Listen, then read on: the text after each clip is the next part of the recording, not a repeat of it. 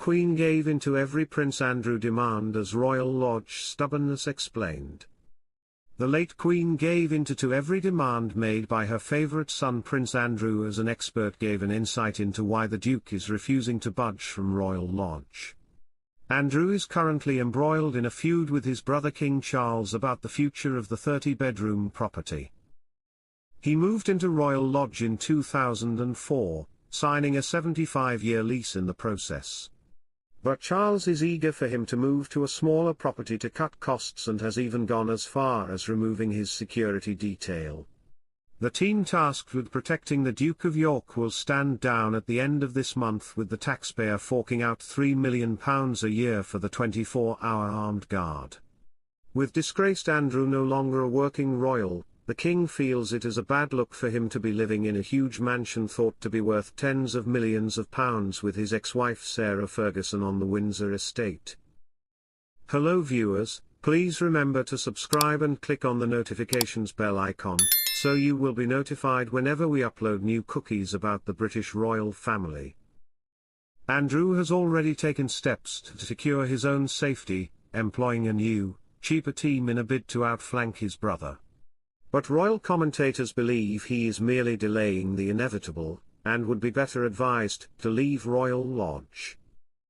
His reluctance may come from his habit of always getting what he wants from his mother.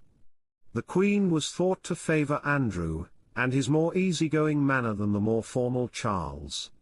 He was said to have the ability to make his mother laugh, although some reports suggest Edward was actually her favourite. Writing in The Sun on Sunday, royal biographer Ingrid Seward said the Queen made it clear to Charles that Andrew was to be looked after as he had been during her lifetime. However, minor royals only get protection when they are out and about, a rule that should cover Andrew. According to Seward, the Duke continually lobbied his mum for additional security while she was alive. She added, she agreed, as she did to almost anything he demanded. Charles, she says, agreed to help fund Andrew's security privately because the last thing he wanted was for his increasingly frail mother to worry. But his taxpayer-funded Met Police protection had to go once he was stripped of royal duties.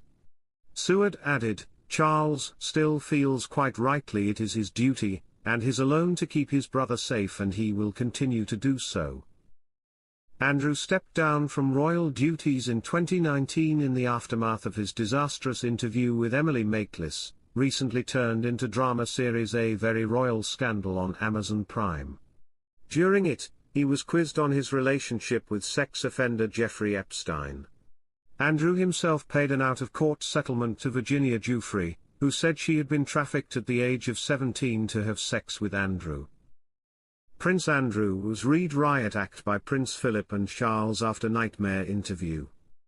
Prince Andrew was once ordered to stop carrying out royal engagements by Prince Philip, it has been reported.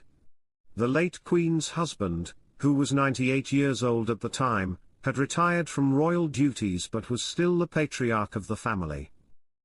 Advising his son on how to handle the Jeffrey Epstein scandal was described as one last family intervention he was keen to execute himself, royal expert Tina Brown wrote in her 2022 book The Palace Papers, the Daily Mail reports.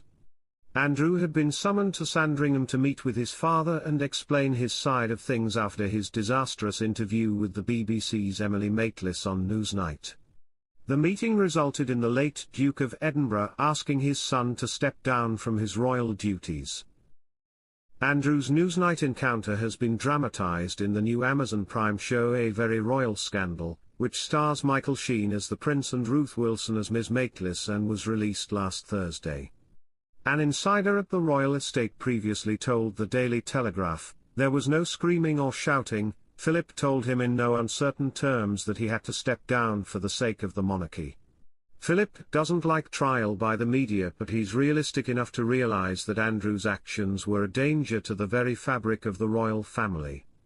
They described the conversation as tense and that Philip had told Andrew he had to take his punishment.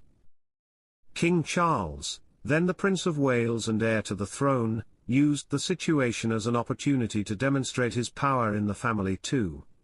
He had been increasing his number of public engagements while the Queen gradually reduced hers. Charles reportedly read the Riot Act to his younger brother after summoning him to a meeting at the royal estate after returning from a trip to New Zealand. He told Andrew there was no way back into the family in the near future and echoed Philip's request for him to step down from public duties. A source previously told The Sun, "It was all very civilized and calm, but Charles calmly read him the Riot Act and told him there was no way back for him in the near future." Andrew thought he was being treated harshly as nothing has yet been proved against him, but he accepted the decision. He really had little choice. Prince Andrew and Sarah Ferguson's family living room we never see. The Duke and Duchess of York reside at Royal Lodge at Windsor. Prince Andrew and Sarah Ferguson might have divorced almost 30 years ago, but the Duke and Duchess of York continue to share a close bond, and the former couple live together at Royal Lodge, a £30 million property in the heart of Windsor Great Park in Berkshire. Prince Andrew and Sarah, both 64, have lived at the royal residence since 2004 when his late mother, Queen Elizabeth II, granted the Duke to lease to the property the year prior, under the expectation that renovations would be undertaken to repair, renew, uphold, clean and keep in repair and where necessary rebuild the home. More recently, Andrew's brother, King Charles, is said to be applying pressure on him to vacate the property and instead move to nearby residency, Frogmore Cottage, the former home of Prince Harry and Meghan Markle. Royal Lodge, a 19th-century Grade II listed building, sits on 90 acres of land and has more than 30 rooms, including 7 bedrooms and a saloon. But we rarely get a glimpse inside the home. One room we never get to see is their family living room. One photo from inside the private royal residency shows how palatial the lounge rooms are at Royal Lodge. There are numerous sofas scattered around the room which are draped in green, pink and red paisley patterns. The room also boasts an enormous Persian-style rug in order to add soft furnishings and comfort underfoot.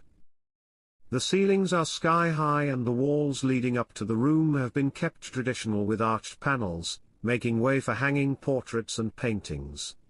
On one wall sits a fireplace centered beautifully between the seating areas, meaning the family can cozy up in front of the fire from time to time. There are candelabras, ornate vases and other trinkets placed along the rim for extra style and home comforts.